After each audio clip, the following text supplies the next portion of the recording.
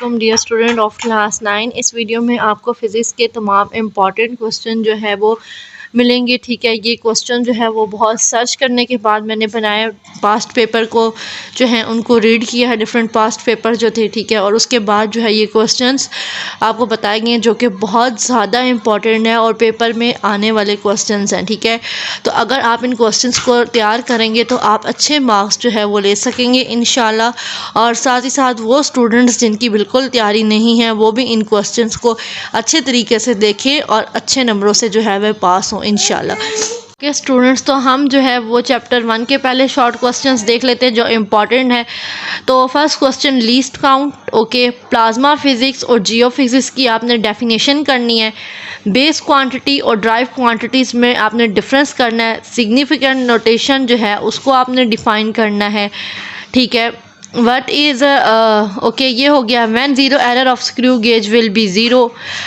Least count का screw gauge से क्या मतलब है। ठीक है, ये आपने करना है। प्रीफिक्स क्या है उसको आपने एग्जाम्पल के साथ करना है। एग्जाम्पल आपने मस्ट करनी है क्योंकि एक नंबर जो है वो इसकी डेफिनेशन का होता है और एक नंबर जो है वो एग्जाम्पल का होगा।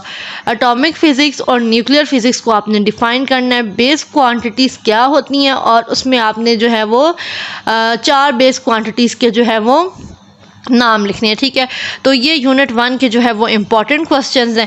अब हम आ जाते हैं यूनिट 2 की तरफ। तो यूनिट 2 में जो हमारे पास इम्पॉर्टेंट क्वेश्चन है वो है रेस्ट एंड मोशन और types of motion. Types of motion में जितनी भी आपके पास मोशन की टाइप्स दी हुई है बुक में, जैसे कि सर्कुलर है, ट्रांसलेटरी है, रैंडम है, वाइब्रेटरी मोशन है। ठीक है, इन सब की आपने क्या करनी है, डेफिनेशन करनी है और साथ आपने एक एग्जाम्पल तैयार करनी है क्योंकि ये क्वेश्चन जो है पेपर में मस्ट आता है। ठीक है, और एग्जाम्पल के साथ आता है। एक नंबर आपका जो है डेफिनेशन का होगा और दूसरा जो है वो आपकी एग्जाम्पल के होगा। ठीक है, तो ये आपने मस्ट जो है वो तैयार करना है।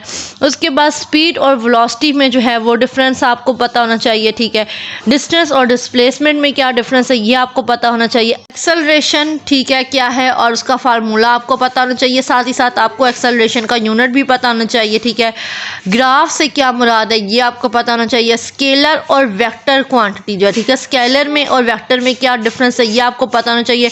वेलोसिटी क्या है और आपको वेलोसिटी का यूनिट जो है वो भी पता होना चाहिए। आगे आ जाते हैं हम यूनिट नंबर 3 पर। ठीक है, तो यूनिट नंबर 3 में जो इंपॉर्टेंट क्वेश्चन है वो है कि Newton first law of motion आपको पता होना चाहिए। मैस एंड वेट में जो है वो डिफरेंस पता होना चाहिए। ठीक है, उसके साथ साथ Newton third law of motion और उसके साथ आपने एक एग्जाम्पल जो है वो देनी होगी। ओके, रोलिंग फ्रिक्शन जो है वो क्यों लेस होती है स्लाइडिंग फ्रिक्शन से, यह भी इम्पॉर्टेंट क्वेश्चन है। ठीक है, ब्रेकिंग एंड स्किटिंग में क्या जो है वो डिफरेंस है ये आपको पता होना चाहिए। टेंशन ऑफ स्ट्रिंग, ठीक है, इससे क्या मतलब है ये आपको पता होना चाहिए। सेंट्रीपिटल एंड सेंट्रीफ्यूगल फोर्सेस क्या हैं ये आपको पता होना चाहिए। ठीक है, फ्रिक्शन के 2 डिसएडवांटेजेस आपने करने। Rolling friction and sliding friction में क्या डिफरेंस है ये भी आपको पता होना चाहिए। मोमेंटम क्या है और इसका यूनिट क्या है, ठीक है, ये भी आपको पता होना चाहिए। और लॉ ऑफ इनर्शिया जो है वो क्या है ये भी आपको पता होना चाहिए। इसी तरीके से यूनिट 4 के इंपॉर्टेंट क्वेश्चन अगर हम देख लें तो like and unlike parallel forces, ठीक है, resolution of forces, rigid body और लाइन ऑफ एक्शन को डिफाइन करना आपको आना चाहिए। इक्विलिब्रियम को डिफाइन करना आपको आना चाहिए। न्यूट्रल इक्विलिब्रियम को डिफाइन करना आना चाहिए। ठीक है, सेकंड जो कंडीशन है इक्विलिब्रियम की वो क्या है और उसका आपने फार्मूला जो है वो लिखना है। ठीक है, अनस्टेबल इक्विलिब्रियम क्या है, कपल क्या है और वो आपने एग्जाम्पल के साथ बताना है। ठीक है, टॉर्क एंड कपल में जो है वो डिफरेंस आपने बताना है। ठीक है, सो आगे आ जाता है यूनिट 5। यूनिट 5 में हमारे पास कौन से इंपॉर्टेंट क्वेश्चन आ जाते हैं, लॉ ऑफ ग्रेविटेशन, ठीक है, और साथ इसकी इक्वेशन लिखनी है। ग्रेविटेशनल फोर्स क्या है, ठीक है, define field forces and gravitational field strength. उसके बाद ऑर्बिटल स्पीड फार्मूला आपने बताना है और आर्टिफिशियल सैटेलाइट के लिए मास ऑफ अर्थ जो है वो डिटरमाइन कैसे करते हैं ये आपने बताना है। फील्ड फोर्सेस क्या हैं, नेचुरल सैटेलाइट क्या है, जी और स्मॉल जी में क्या डिफरेंस है, ठीक है, ये आपको पता होना चाहिए। जी की वैल्यू क्या होती है और जी का ऐसा यूनिट क्या है ये आपको पता होना चाहिए। ठीक है, आर्टिफिशियल सैटेलाइट क्या है, जियो स्टेशनरी सैटेलाइट क्या है, ठीक है, न्यूटन लॉ ऑफ ग्रेविटेशन क्या है और साथ आपको इसकी इक्वेशन जो फार्मूला है वो आपको पता होना चाहिए। ठीक है, और ग्रेविटेशनल फील्ड स्ट्रेंथ जो है वो आपको पता होना चाहिए। यहाँ तक यूनिट 5 खत्म हो जाता है। ये सारे इसके इंपॉर्टेंट क्वेश्चन हैं जो कि पेपर में बहुत दफ़ा आते हैं। यूनिट नंबर 6, ठीक है। उसमें हमारे पास इंपॉर्टेंट क्वेश्चन जो है वो है जूल, ठीक है। लाइट एनर्जी क्या है, पोटेंशियल एनर्जी क्या है और साथ इसकी इक्वेशन जो है वो क्या है। उसके बाद आ जाएगा न्यूक्लियर एनर्जी, ठीक है। फॉसिल फ्यूल के डिसएडवांटेज, एफिशिएंसी क्या है और साथ आपने इसकी इक्वेशन लिखनी होगी। पावर क्या है, इसका ऐसा यूनिट आपने सिर्फ लिखना नहीं है बल्कि इसके ऐसा यूनिट को आपने डिफाइन भी करना होगा, ठीक है। वर्क किस फैक्टर के ऊपर जो है वो डिपेंड करता है, वर्क क्या है और इसका यूनिट, ठीक है, क्या है और आपने इसके यूनिट को साथ डिफाइन भी आपने करना है, ठीक है। ये भी आप कर लीजिएगा, इंपॉर्टेंट होता है। सोलर सेल के नेम जो है वो आपने बताने हैं और ये कैसे बनते हैं ये आपने बताने हैं, ठीक है। ग्लोबल पोजीशनिंग सिस्टम क्या है, ये एक इंपॉर्टेंट क्वेश्चन है, ठीक है।